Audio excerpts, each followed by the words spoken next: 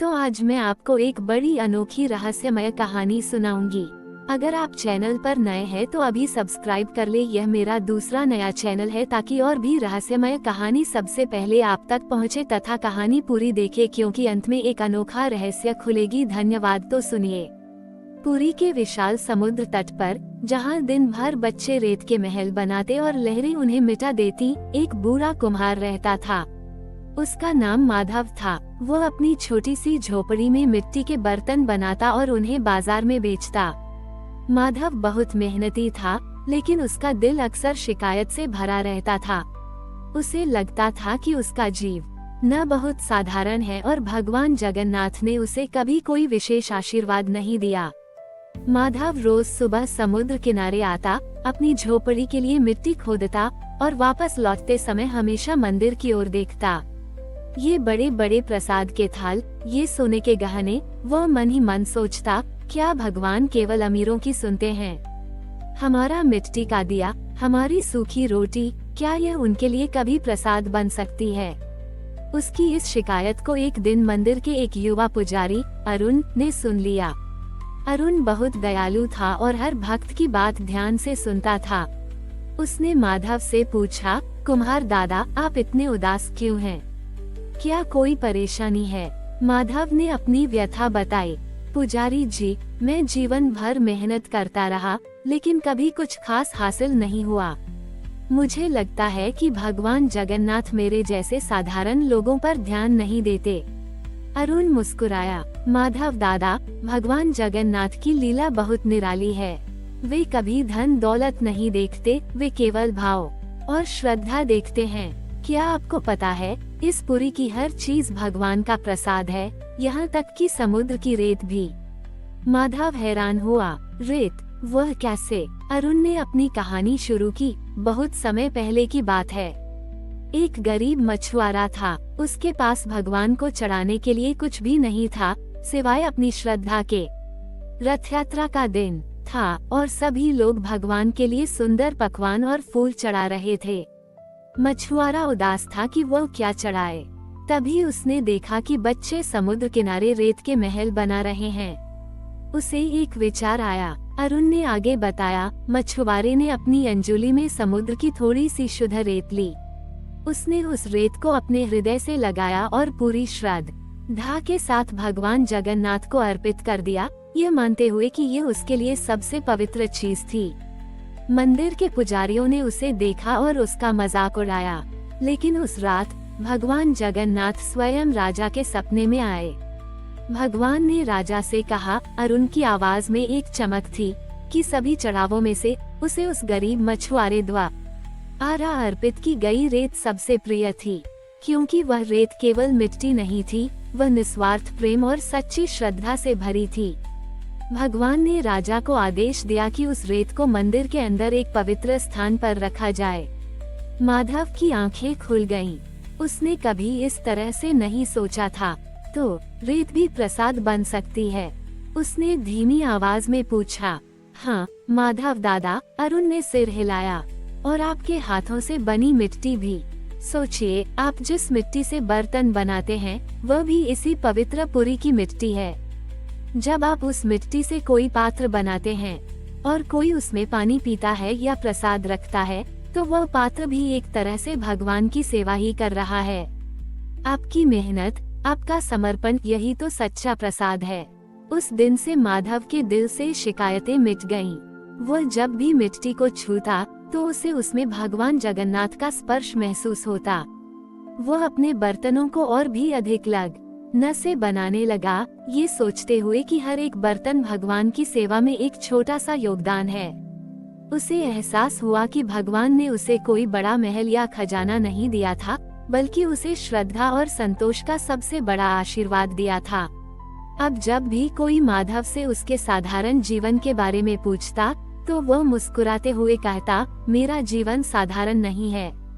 मैं उस भूमि पर काम करता हूँ जहाँ की रेत भी भगवान का प्रसाद है और मेरे हाथों से बने बर्तन भी उनकी सेवा में लगे हैं। इससे बड़ा आशीर्वाद और क्या हो सकता है? उद्धरण चिन्ह। अरुण पुजारी की बातों ने माधव के जीवन में एक क्रांति ला दी थी। अब वह जब भी मिट्टी को छूता, उसे वो केवल एक निर्जीव पदार्थ नहीं लगती, बल्कि भगवान जगन्नाथ का ही एक अंश प्रतीत होती। उसके हाथों में एक नई ऊर्जा आ गई थी। वो अपने बर्तनों को और भी अधिक ध्यान और प्रेम से बनाने लगा। हर घड़ा, हर दिया, हर लहर उसके लिए एक पवित्र प्रसाद बन गया था, जिसे वह अपनी श्रद्धा से गढ़ रहा था। माधव के बर्तनों में अब एक अनोखी चमक आ गई थी। लोग बाजार में उसके बर्तनों को देखकर आकर्षित होते थे। वे कहते थे, माधव दादा के बर्तनों में कुछ खास है। इनमें एक अलग ही शांति और शीतलता है। धीरे धीरे उसके बर्तनों की मांग बढ़ने लगी। अब वो कभी शिकायत नहीं करता था, बल्कि हर सुबह उठकर भगवान जगन्नाथ का नाम लेता और कृतज्ञता से अपना काम शुरू करता। एक बार मंदिर में एक बड़ा उत्सव होने वाला था। महाप्रसाद के लिए हजारों लोगों को भोजन परोसा जाना था, लेकिन पर्याप्त मिट्टी के पात्र नहीं थे। मंदिर के प्रबंधक चिंतित थे। उन्हें पता था कि इतने कम समय में इतने सारे पात्र बनाना मुश्किल होगा। पुजारी अरुण को माधव की याद आई। वह तुरंत माधव की झोपड़ी में गया और उससे अपनी समस्या बताई। माधव ने एक पल भी नहीं सोचा। पुजारी जी, उसने कहा, ये तो भगवान की सेवा का अवसर है। मैं अपनी पूरी शक्ति से काम करूँगा। माधव ने रात दिन एक कर दिया। उसने अपनी झोपड़ी के पास के कुछ अन्य कुम्हारों को भी इकट्ठा किया और उन्हें भी इस सेवा कार्य में शामिल होने के लिए प्रेरित किया। उसने उन्हें बताया कि वे केवल मिट्टी के बर्तन नहीं बना रहे हैं, बल्कि वे भगवान के भक्तों के लिए प्रसाद तैयार कर रहे हैं। माधव की बातों से प्रेरित होकर सभी कुम्हारों ने पूरी लगन से काम किया।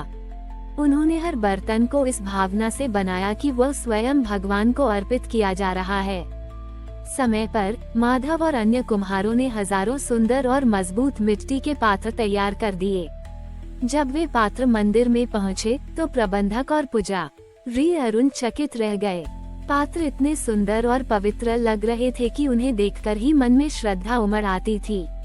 महाप्रसाद के दिन जब भक्तों ने उन मिट्टी के पात्रों में भोजन ग्रहण किया, तो उन्हें एक अनोखी संतुष्टि महसूस हुई।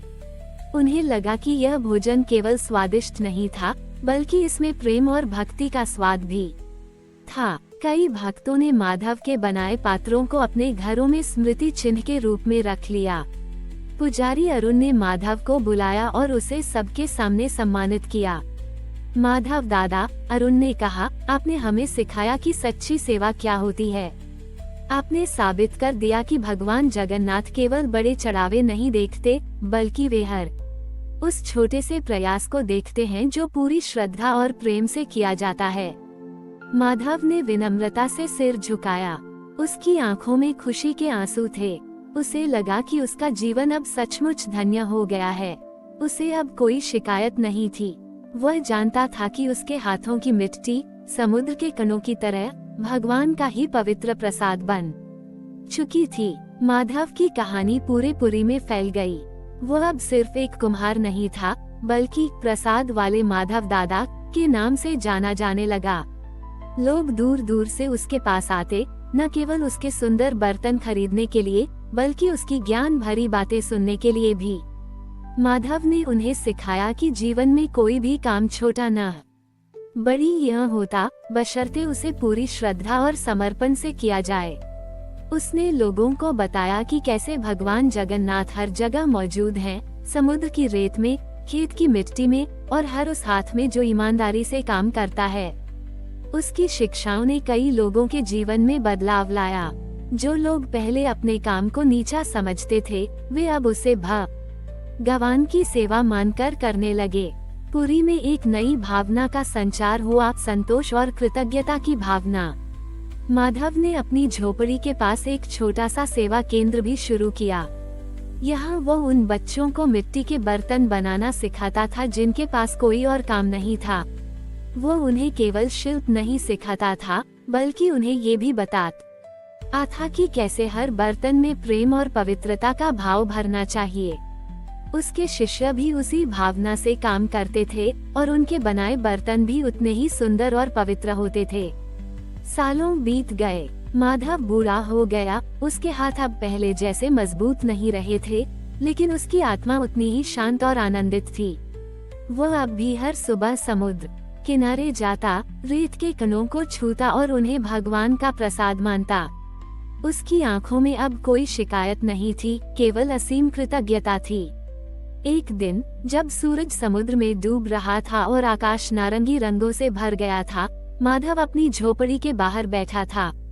उसने अपने हाथों में मिट्टी का एक छोटा सा दिया लिया। वह दिया अधूरा था, लेकिन माधव ने उसे पूरी श्रद्धा से बनाया था। उसने दिए में तेल डाला और उसे जलाया। दिए की लौ टिमटिमा रही थी, लेकिन उसकी रोशनी माधव के चेहरे पर एक अद्भुत शांति बिखेर रही थी।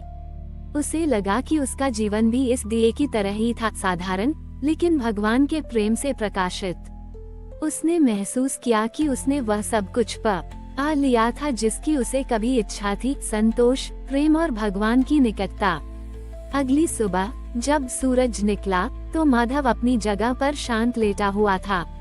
उसके चेहरे पर वही शांतिपूर्ण मुस्कान थी और उसके हाथ में वह अधूरा दिया अभी भी था। लोगों ने महसूस किया कि माधव दादा भौतिक रूप से उनके बीच नहीं रहे, लेकिन उनकी शिक्षाएं और उनका रेत के कण और प्रसाद का दर्शन हमेशा के लिए पुरी की आत्मा में समा गया था। आज भी जब पुरी में कोई कुम्हार मिट्टी का बर्तन बनाता है तो वह माधव दादा को याद करता है, और जब कोई भक्त मंदिर में महाप्रसाद ग्रहण करता है तो उसे उस मिट्टी के पात्र में माधव दादा की श्रद्धा और प्रेम का स्वाद महसूस होता है।